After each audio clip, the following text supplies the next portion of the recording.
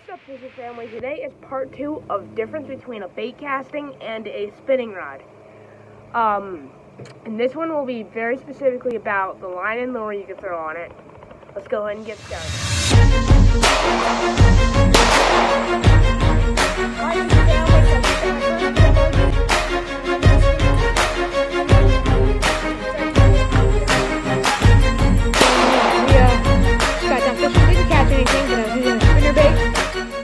Alright guys, welcome to part 2 of difference between a spinning rod and a bait caster. Today, as you all saw in the title, we'll be talking about line and lure selection. So, the first thing is, I did want to get one thing out of the way. Or actually 2 or 3 things, but there's going to be some videos linked, there's videos linked below on the other video that basically just give you better tips than I can give you, but I want to get something out of the way.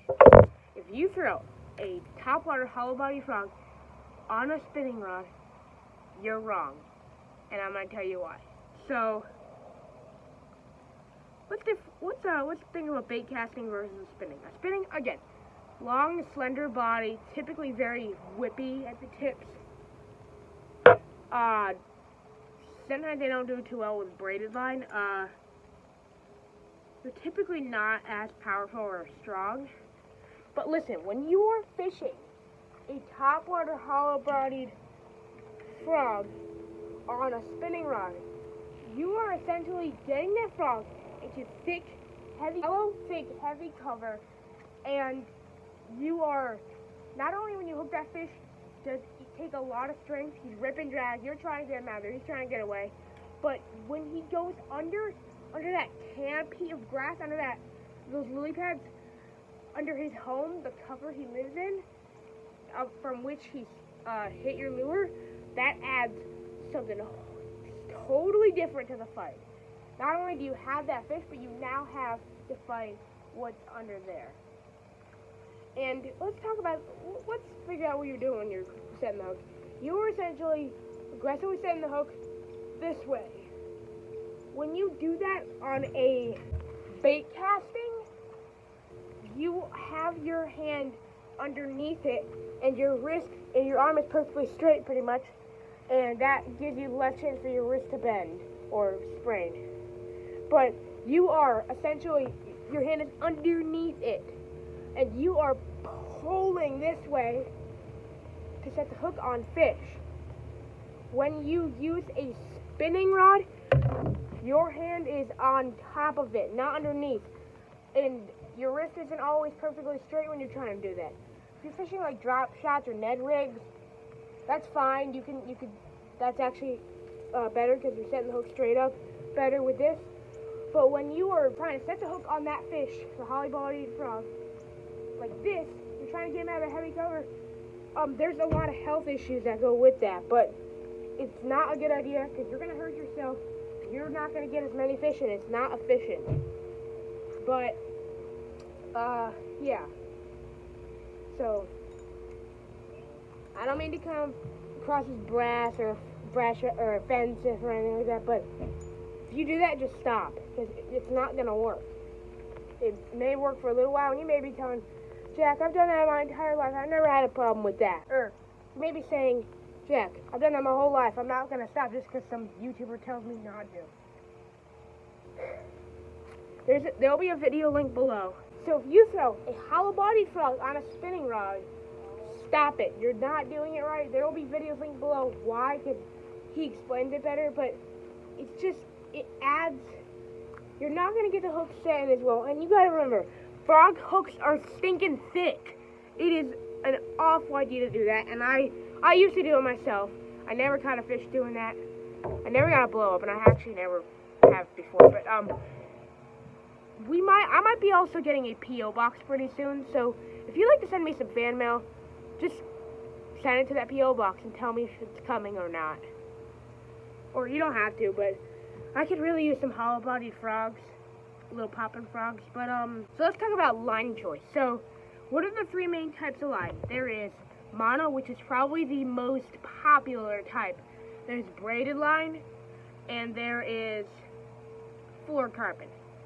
So, what's mono? It's a stretchy line, typically just white. When you get higher in poundage, it gets thicker in diameter. Right here, I just have 12-pound monofilament on this, and my spinning rod, same exact line, same exact brand, same exact poundage. But so let's say you want to go topwater fishing, like any type of topwater. It's a really good idea to use braid, because not only is that not going to stretch, it's going to give you a better hook set, and it's going to just be stronger. It's going to hold up better on that fish, especially when you're flipping a jig, like on a 7/6 heavy rod or something like that. Which, if you're going to flip heavy jigs, do not use a medium heavy or medium action or light action or medium moderate. Use a heavy or extra heavy action. But essentially, when you are, you just take the lure and you just kind of flip the jig into heavy cover. You got to use braided line. Between 50 and 65 is where I would go. This rod is not made for flipping at all, because, like I said in the last video, it tells me basically, here on the rod specs, it says 7 foot, medium heavy action, and the line weight is 12 to 25. Again, what I say, that tells me that, again, it is not meant for 65-pound braided line. Essentially, not made for flipping. That is why I don't flip jigs with it. Well, I do, but I don't like flip into heavy cover. I just flip it into main water, which you don't really need a heavy action for that, but if you're using a jig, you're typically wanting to put it in the heavy cover because that's what it's made for, because that's where the big fish are hiding. Now, punching is a whole different type of fishing, and I'll talk about that in another video, but basically, if you are going to want to use topwater, or if you don't want to use any moving bait, I would recommend either using fluorocarbon or braid, because I only have mono on here right now on this bait casting because of, well,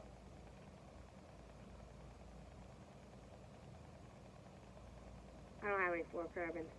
But that's not the point of the video. The point of the video is line choice.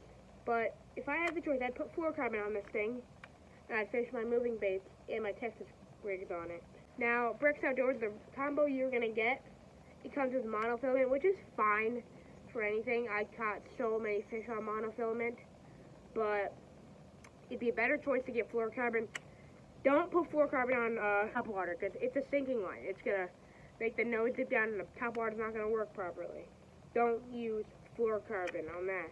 Use fluorocarbon on mostly just jigs and some moving baits. But monofilament is probably my favorite for spinner baits and crankbaits. This is a spinner bait right here, a little willow. That's a willow leaf, like I said, and that's a Colorado blade on the top. But a little spinner bait. I love fishing mono on those because when that fish bites down the spinner bait, I like to have a little bit of give towards it. I get all three types of line, just have it sitting in an area where you can. So if you say, Rex Outdoors, if you like to fish moving,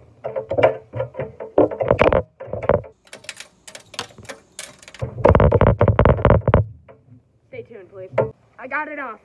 Anyway, Rex Outdoors, if you plan on using a lot of moving baits, I would get mono just because it's kind of perfect for them. I did say fluorocarbon, but for beginner bait casting, just use mono. And then if you're going to fish topwater or any sort of Texas rig, braided line. Capiche? Anyway, so that's line choice. And I'll link videos on this in case I didn't get through it very properly. But,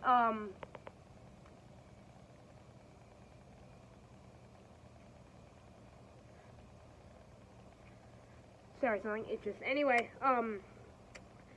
and then lure selection. So, I will link a video on this below as well, because this is kind of a tough one, but, I don't own every lure possible, but I'll just name up a few off my head that are pretty popular lures, like a crankbait.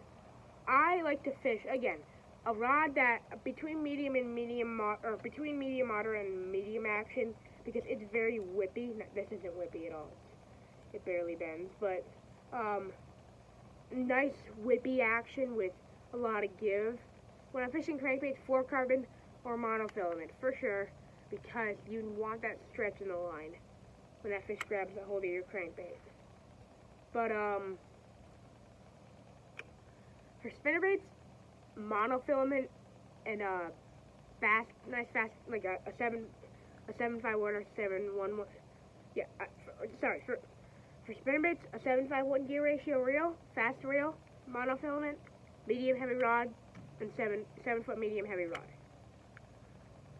That is what you want in a or a spinnerbait rod.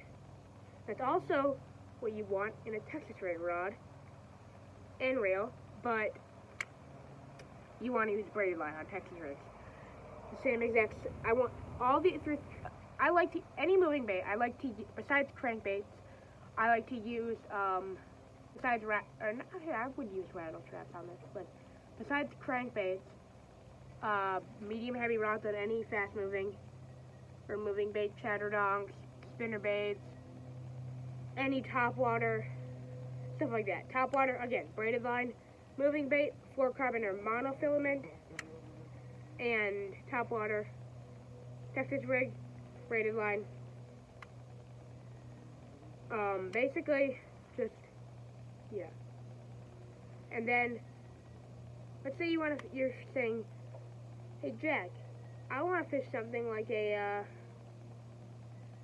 well, I guess you don't, there's not, let's say Jack, I want to fish a glide bait, what do I fish on that?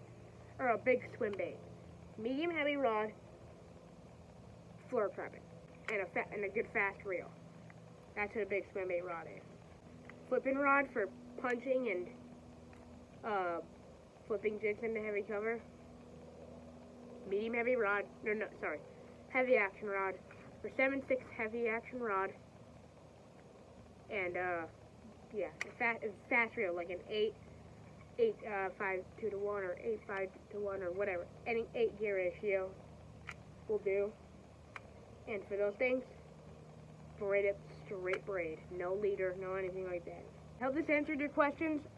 Kind of a boring video, but there will be a part 3 on this.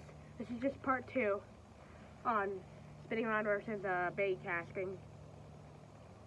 And you already know what lures to throw on the spinning drop shot, Ned rig, crankbait, any finesse worm, small finesse fluke, and monofilament, fluorocarbon, and once in a while braid. Hope that answered your questions. If you still have questions, comment down below. I'm really sorry about the audio. I had somebody comment about that in the last video. I don't know how to fix it. I'll try to fix it in this video, but if it doesn't fix, I'm sorry. And